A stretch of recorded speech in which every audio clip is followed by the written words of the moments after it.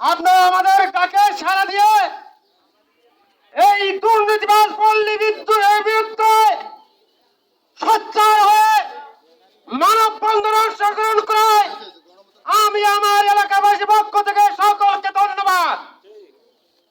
আমরা একত্রতা ঘোষণা করছি, এই দুর্নীতিবাজ পল্লী বিদ্যুতের অফিসার ডিজিএম মহোদয় তার আরো অনেক চেলা চামচা, তারা এই এলাকার জনগণের কোন দুর্ভোগ বুঝে না, তাদের পেটের স্বার্থে তারা দুর্নীতি করে ঘুষ নিয়ে তাদের স্বাধীন মতো বিদ্যুৎ চালায়।